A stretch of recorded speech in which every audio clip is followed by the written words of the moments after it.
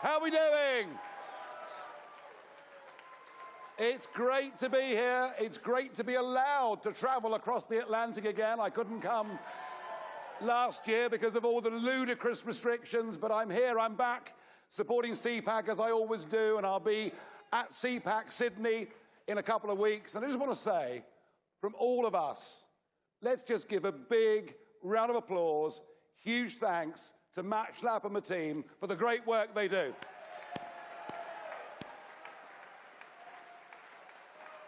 And what an important time it is. You know, ladies and gentlemen, we are under attack. Under attack as never before. And that threat is not external. No, not even Nancy Pelosi's one-woman attempt to start the Third World War is the biggest threat we face. And it's not Putin. The biggest threat we face is from within. The biggest threat we face is the fifth column inside all of our countries that is attempting to destroy the family unit, attempting to destroy our Judeo-Christian culture, attempting to destroy our Constitution, attempting to destroy our history, our pride in who we are and what we are. And the way they're doing it is predominantly through the educational institutions, the universities, the colleges. Kids are not being taught critical thinking. Kids are not being taught there are two valid approaches to a problem. Our children are being indoctrinated. Our universities have become madrasas of Marxism, and it's got to change. It needs to change. And the same goes for the media. Now, somebody well known to all of you coined a phrase a few years ago about the media. Do you remember it? He did it so well too, didn't he? You're fake news, fake news. And he was right. He was right. White privilege did not exist as a term. You didn't hear about white privilege 10, 20 years ago, and yet mainstream media now ram it down our throats every single day. That's just one little example. Our kids, from a young age, are being told, if you're black, you're a victim. If you're white, you're an oppressor. You should be ashamed of your family, ashamed of the history of your country. None of this is bringing societies together. None of this is aimed at harmony. This is not accidental. What is going on, and it's happening in the US, it's happening in Canada, it's happening in the UK, it's happening in Australia, it's happening in New Zealand. It is the English-speaking countries that have got this terrible virus, worse than anywhere else in the world. This is a Marxist attempt to break Western civilization, a Marxist attempt to destroy everything that we are. And we are going to fight back hard against it, aren't we?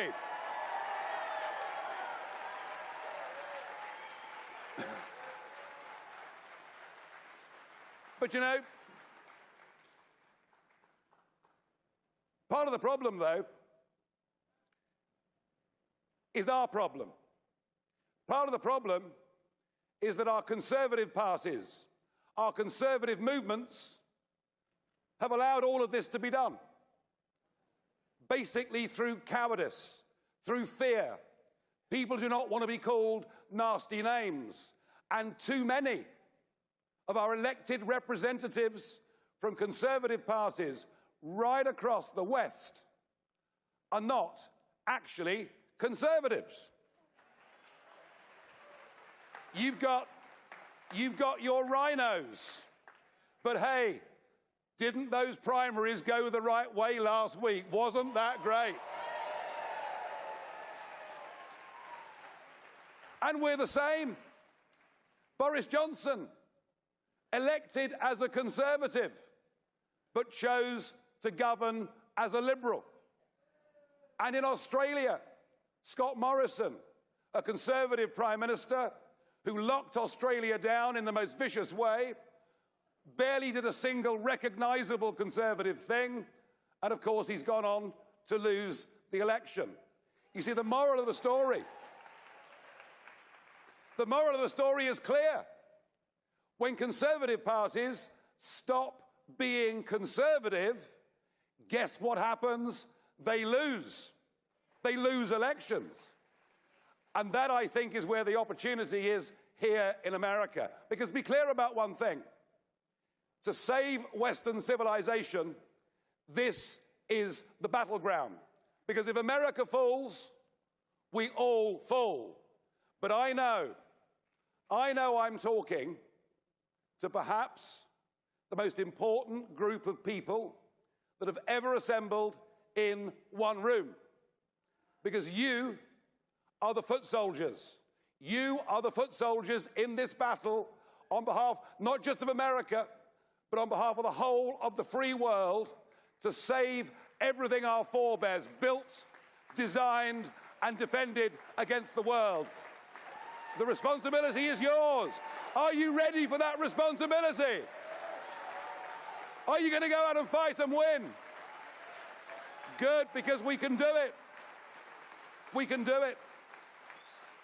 However mad, however crazy the whole thing may seem, don't think the vast majority in your country or mine think we ought to refer to pregnant person.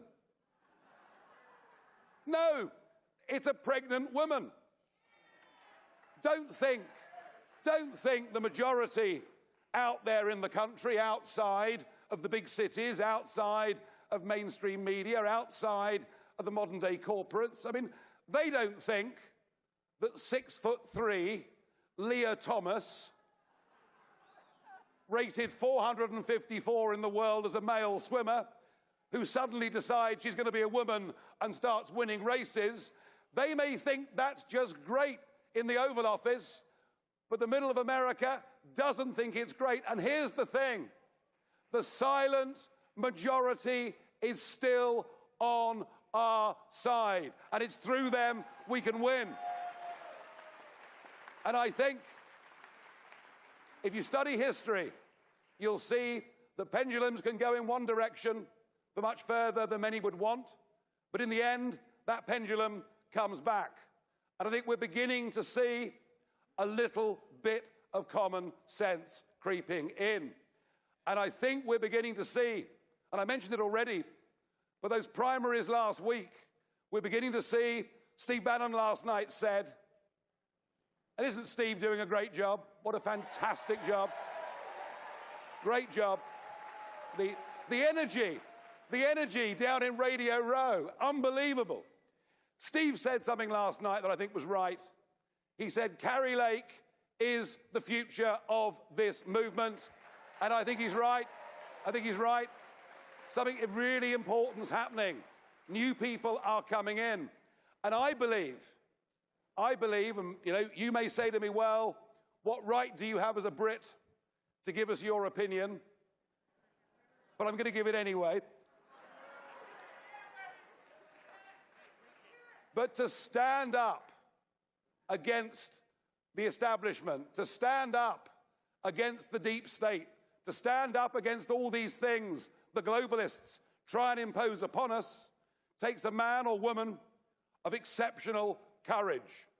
And I believe that you, in the conservative movement in this country, are very lucky to have a man who, since he left office, looks like he's lost about 20 pounds. The weight of the world is coming off his shoulders.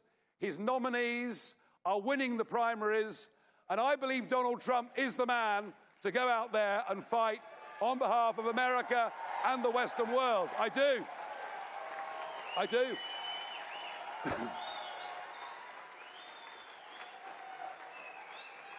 A man of incredible courage, of leadership and of foresight. If he was there, I don't believe the Ukraine war would be happening. If he was there, so much that is going wrong wouldn't be. And I'm reminded of a speech he gave at the United Nations in 2018 when he said out loud to the German delegation, he said, by going green and making yourself wholly dependent upon Russia, you're making a big mistake. And you know what? They all laughed at him. Well, to use a line I used in the European Parliament the day after Brexit, they're not laughing now, are they? As energy is rationed. And that's the madness. That is the madness of these policies. The madness of going green without a thought. The madness of taking us down a rabbit hole where we hate ourselves and we hate our country. We can turn this around in all of our countries, but it takes leadership, it takes courage, it takes belief, and it takes an understanding that the way to win is to find the millions of people out there who in their hearts agree with us, but who in the past have not turned out to vote. That is how we won Brexit. We won Brexit by getting people to vote who don't normally vote, to make them think this matters. And I think the integrity of your country, all that Western civilization has stood for, that's enough, in my opinion, to get mums and dads out to vote in November this year and heading in to 2024, because they're beginning to understand and realize what is at stake. So much that was built and defended at a cost of great treasure and much blood is under threat. And we're not, are we? We're not going to stand idly by and see this happen. We're going to turn this around. We need you, the foot soldiers. We need good leadership. And we must believe, and we do believe, that out there in our countries, there is a big majority for common sense, a big majority that believes in the country, a big majority that we've got to get out there and reach. And that's what we're going to do. And I'm going to do my bit. I'll help CPAC. And isn't it great to see CPAC going all around the world? Amazing.